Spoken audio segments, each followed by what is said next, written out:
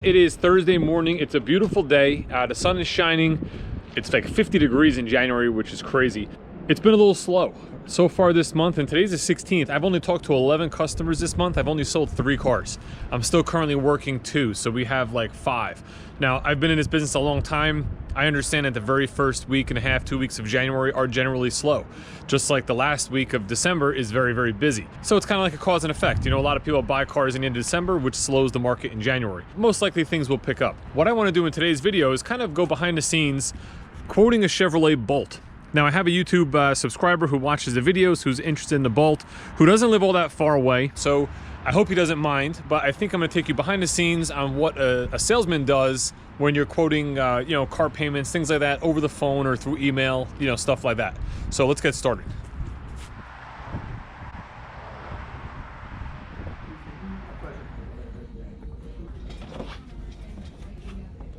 All right, so first thing we're gonna do is we're gonna print out the email that the customer sent.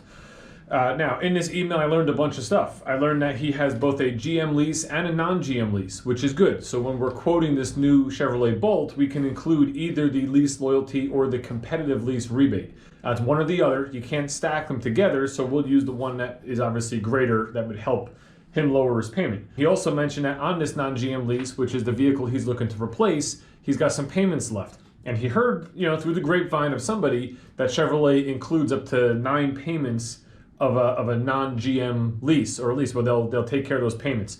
And that's truly just clever dealer advertising, because, you know, any manufacturer you have, they may have like what's called a pull-ahead program, like GM does have. So if you're on a pull-ahead list and you have 3 payments remaining with General Motors, as long as you lease or buy another vehicle through General Motors, they'll waive those 3 payments up to $1,000. That's what's going on right now. So in an instance like this, if you have a lease that's due and you have 6, 7, 8, 9, 10 payments left, those payments are getting rolled into the new lease. There's no way those payments are just disappearing or they're being you know, squashed by a dealership, because the money's got to go somewhere.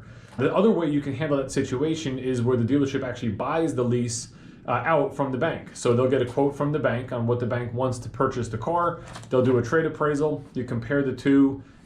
Listen, 97, 98% of the times you are going to be negative equity situation when you're buying out a lease, but maybe that negative equity situation is less than the total remaining payments. Again, you're going to go with the one that makes the most sense for the new deal. Now, a couple things I didn't have in this email, which I just replied back and questioned, was one, their zip code.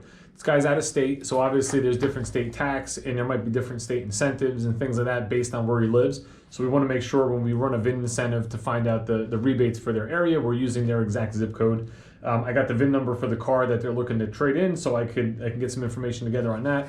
And I also asked if they have any kind of a buying program through General Motors, because GM has programs for a lot of corporations. They have buying programs if you're a teacher, police, fire, EMS, you know, a whole bunch of different stuff. So let's dive in a little deeper and find out what this trade might be worth. I got a trade value. Now we're just calling the bank to find out what the payoff value would be. Then we can compare the two and see what makes more sense.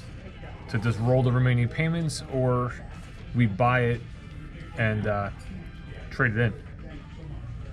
4607. It's a 2017 Honda Civic. Yeah, I'm working through email.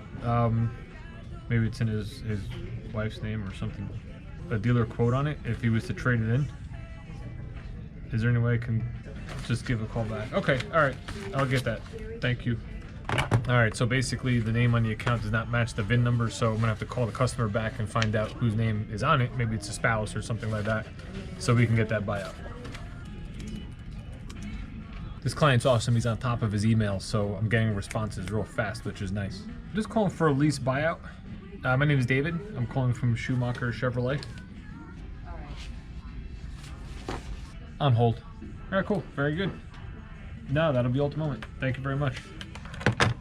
Sending a quick email over to my client to let him know that there's negative equity of about $2,100 from what the car is worth in auction values to what the buyout is. So I need to know how much his payment is to see which one is the lesser of the two. So we'll find that out soon, hopefully. And at that point, I have pretty much everything I need to quote up a new Bolt. while I'm waiting for that email to come in and get that response on the payments, I figured let me at least show you the Bolt that I'm going to quote. The client had said he just wants to look at a Bolt Premier. You could always go down to an LT model depending on the payments, but he'd like to focus on the Premier. This is one that I have here. It's white. We didn't talk color and stuff like that at this point, but for now, we'll just quote something in that $43,000 price range. This is a 2020 Bolt Premier, which has the extended range. You're about 259 miles versus the 238 that was in the 2019 model. This does have DC fast charging, which is highly recommended on any Bolt you get. Make sure it has it. It's a $750 option. It'll really help you out if you're on some sort of a longer trip and you need to DC fast charge. Also for resale, if you decide to buy the Bolt, it'd be good to have that option because it's something that pretty much everyone's looking for. This also has an infotainment package, which is going to give you wireless charging for compatible cell phones, the premium Bose stereo, and it also gives you a couple of USB ports in the back for charging devices. Along with that, Confidence 2, that's all the extra safety. So that's where you get like the emergency braking, where the vehicle can apply brake at last minute to try to stop before an impact or to lessen an impact. It has a lane departure warning with lane keep assist, you know, all the added safety features that you look for these days. I actually like to look at this one a lot with the white exterior and the galvanized, what they call a galvanized sky cool interior. Just a real nice combination. All right, dude, can you help me do a lease real quick? Sure. Let's put this on here. I got all the particulars. I'm not exactly sure where I left off in this video from before because I had a customer come in to do a lease buyout. So I just took care of all that. And now we're going to price up this Bolt lease, email it over, and see if we can schedule an appointment. Money down? That's something we can talk about. Zero. So we'll do the first payment, we'll do the fees. I always quote leases with two things up front. One with just paying the first payment up front, rolling everything into the payment, and then one with all the fees, tax, motor vehicle, you know, that sort of stuff. Is there New York tax on a Bolt? Yes. There is. In Jersey, you don't pay tax on a Bolt. It's a full electric. Now, I got a negative equity situation we got to put in there. Put 2,100. The payments are more. The negative equity, if we buy it and trade it, it's like $150 better. How many miles? 12. All right. Do we have any leases in the house? We got either GM or non-GM. We got both. Lease loyalty is 1,500. Competitive lease is 5. Oh, So okay. it's better. Any buying program? No. That's all the incentives and everything? It seems high, right? New York. Oh, it's New York? It's the tax? It's a tax. That's why it seems high to me. That's why. I'm used to quote New Jersey. Yeah. So it's full 8 point whatever. Yeah. All right, so we got our numbers. I'm going to go back. I'm going to email him this information, try to set up an appointment. You did.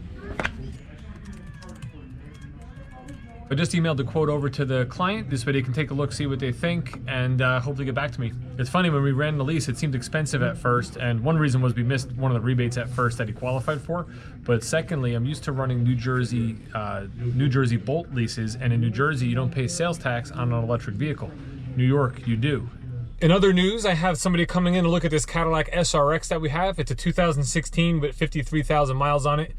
This is what we call one of our bonus cars. It's been here for quite a while, so it's been discounted. We're selling this for $19,777, and I think I get paid a flat, I don't know if it's $250, $500, I don't know what it is. I gotta look at the list. We have a list of cars that are, you know, basically discounted used cars that have been here for a little while and we need to move them.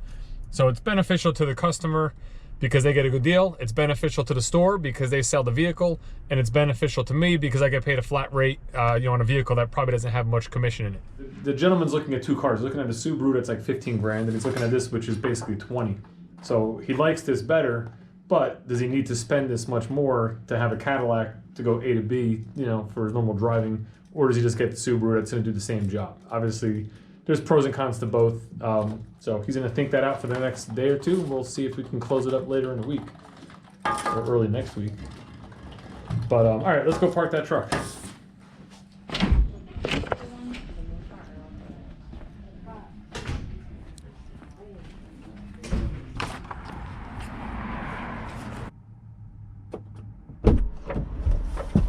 All right. This Cadillac customer showed up, and I did mention it that he showed up. However, I forgot to hit the record button, so all you guys got was the fact that the guy had left. But he liked the truck. Again, like I was just saying inside, you know, he's just got a budget decision to make. Does he pay for the extra equipment that this car has and the extra, you know, the level that this vehicle is over the Subaru he's looking at? But that's pretty much that. It's about 6 o'clock. We did not sell a vehicle today. We did a lease buyout, which is always a good thing. Now, a lease buyout, we really don't get paid any commission on or anything like that.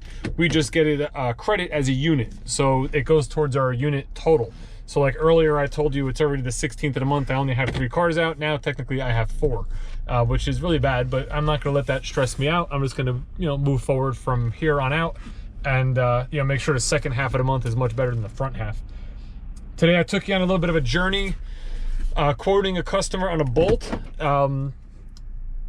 That's what we do every day. You know, we basically, you know, a lot of it, the business this day and age is internet and phone and, you know, quoting and doing everything you can to bring customers in.